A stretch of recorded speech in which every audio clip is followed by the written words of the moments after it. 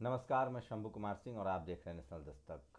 Corona virus update भी बताऊंगा, देश विदेश में क्या चल रहा है वो भी बताऊंगा, भारत में क्या चल रहा है वो भी बताऊंगा।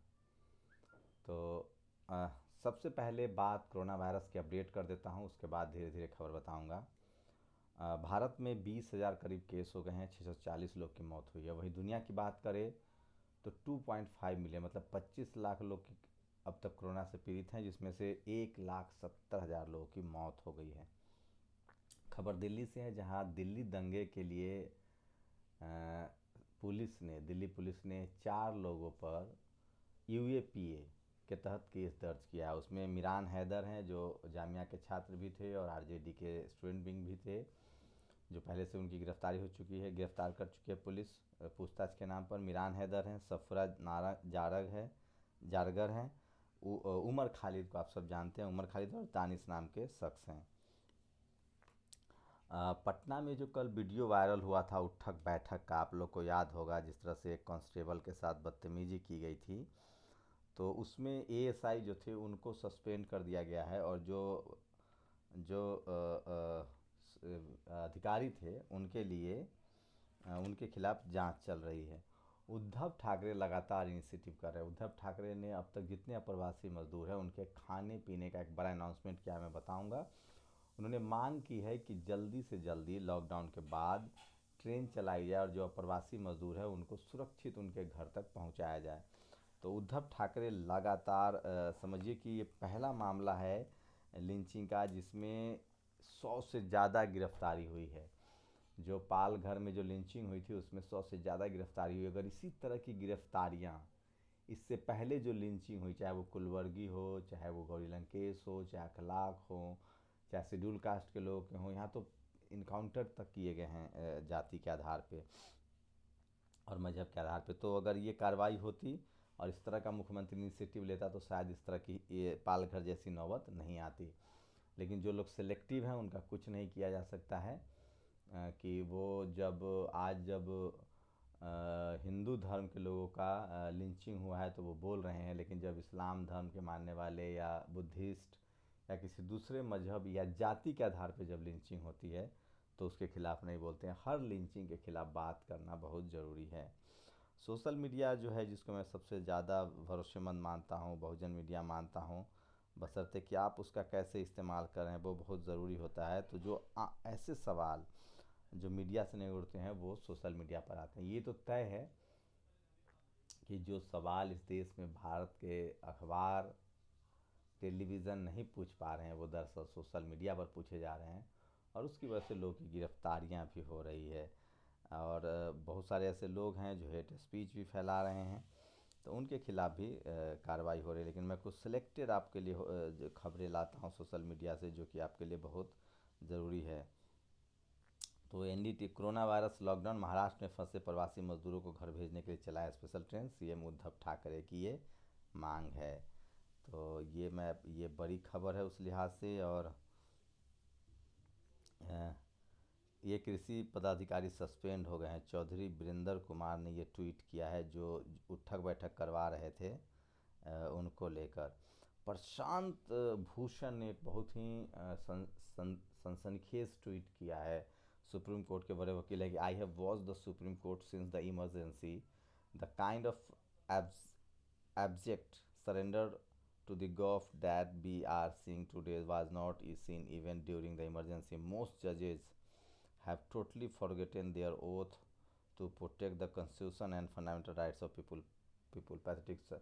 इसका मतलब है प्रशांत भूषण कह रहे हैं कि वो इमरजेंसी के समय से सुप्रीम कोर्ट को देख रहे हैं, लेकिन ये पहली बार है ऐसा कि जो बहुत सारे जजेज जिन्होंने संविधान और फंडामेंटल राइट्स बचाने की शपथ ली है वो अपने काम को नहीं कर रहे हैं, बहुत सारे जज।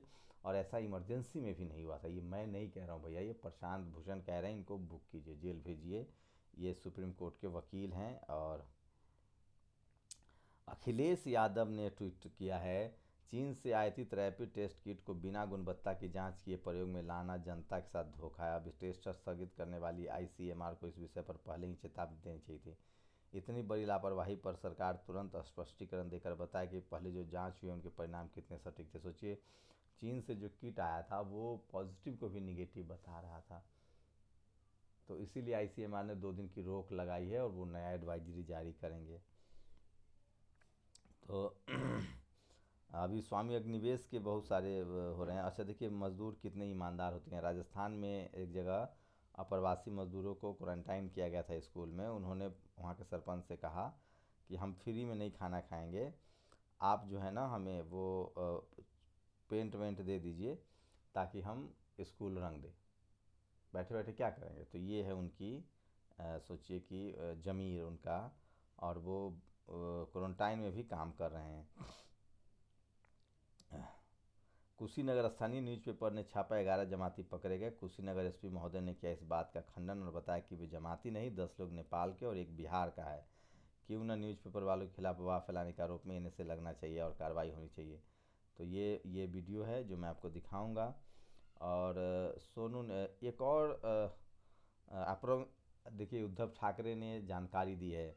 Approximately 6 lakh migrant labourers are being provided with food. 6 lakh अप्रवासी मजदूरों को खाना, शेल्टर और मेडिकल फैसिलिटी दी जा रही है पूरे महाराष्ट्र में, जो अपने घर से दूर हैं। और ये महाराष्ट्र के चीफ मिनिस्टर ने ऑफिशियल अनाउंसमेंट किया है, जो मैं आपको बता रहा था।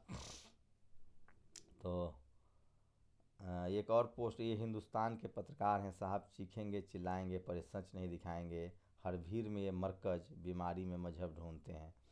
तो मीडिया की विश्वसनीयता जो है वो पूरी तरह से ख़त्म हो गई है।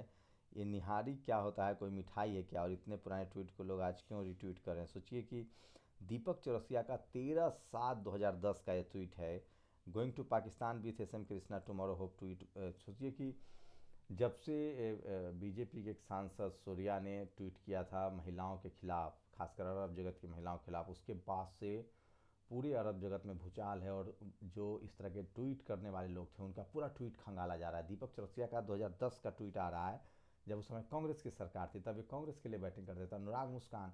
तो तमाम ऐसे लोग जो जो धार्मिक उन्माद या जातीय उन्माद, या सोचिए तमाम पत्रकार जो आप आज आपके लिए बीजेपी के सुर में सुर मिला रहे हैं, वो कल तक सत्ता कांग्रेस के सुर में सुर मिला रहे थे। तो ये इस तरह की खुदाई चल रही है। सोचिए, इसलिए सोनू निगम ने अपना ट्विटर अकाउंट डीएक्टिवेट कर दिया है, क्योंकि वो दुबई में हैं। और जिस तरह से महिलाओं के खिलाफ ट्वीट किया गया और जिस तरह से उन्होंने हेट स्पीच ट्वीट किए थे बहुत दिन पहले, उसकी खुदाई हो रही। तो ये देखिए कि लोग किस तरह से अवेयर हो गए हैं, और लोग लगातार जो हैं वो इस तरह की ट्वीट को जो हैं वो पढ़ रहे हैं और ट्वीट कर रहे हैं। तो इसलिए मैं कहता हूँ कि लगातार बहुजन समाज के जो लोग हैं वो जागरूक हो रहे हैं। और अमर सेन ने एक लेख लिखा है, उसको ज़रूर पढ़िए आप लोग। और एक अवनीश मिश्रा ने लिखा है, कोटा से छात्रों को लाने के लिए बस का इंतज़ार कई राज्य सरकारों ने किया है और करने वाली है, लेकिन एक 12 साल की गरीब बच्ची 3 दिन तक पैदल चलती रही और आखिर में दम तोड़ दिया। तो वही है, आप सब जानते हैं, इसमें कुछ कहना नहीं है। तो ये कुछ बड़ी खबरें थी आज की जो मैं आपको बता रहा था। और काश इस देश में कोरोना के समय भी लॉ एंड ऑर्डर का सही इस्तेमाल हो, हम जातीय हिंसा धार्मिक हिंसा से बचे। ऐसा नहीं हो पा रहा है, बहुत जगह जातीय हिंसा हो रही है। तो सोचिए किस तरह के हालात हैं, किस तरह की नौबत है। मतलब बिहार में तो और स्थिति भयावह है। और सबसे बड़ी बात है कि जो बीजेपी शासित राज्य है वहाँ से इस तरह की खबरें ज़्यादा आ रही हैं। सरकारी जो जो गैर अपोजिशन के, जैसे जहाँ बीजेपी अपोजिशन में वहाँ काम कर रही है, दिल्ली में बीजेपी खाना पहुँचा रही है, लेकिन यूपी में समाजवादी पार्टी, लेकिन सरकार में छत्तीसगढ़ हो, गुजरात, ये छत्तीसगढ़ हो या फिर झारखंड हो, यहाँ बहुत अच्छा काम हो रहा है, राजस्थान में भी बहुत अच्छा काम हो रहा है। तो जहाँ अच्छा काम हो रहा है वहाँ के बारे में सरकार की जिम्मेदारी है। सोचिए लॉकडाउन को 1 महीने हो जाएंगे, 24 से और इस 24 को जोड़िएगा तो 30 दिन में अब तक इंतज़ाम मुकम्मल हो जाना चाहिए था। आपके पास खाद्यान्न का भी बहुत इंतज़ाम है। कल राहुल गांधी ने ट्वीट किया था कि किस तरह से चावल से सैनिटाइज़र बनाए जा रहे हैं लेकिन लोगों को खाना नहीं दिया। ये राहुल गांधी का ट्वीट है, सरकार को इस पर सफाई देनी चाहिए। और कोरोना से के साथ साथ जो समाज में जो बुराइयां हैं, जाति को लेकर, मज़हब को लेकर, वो सब कुछ खुल के सामने आ रहा है।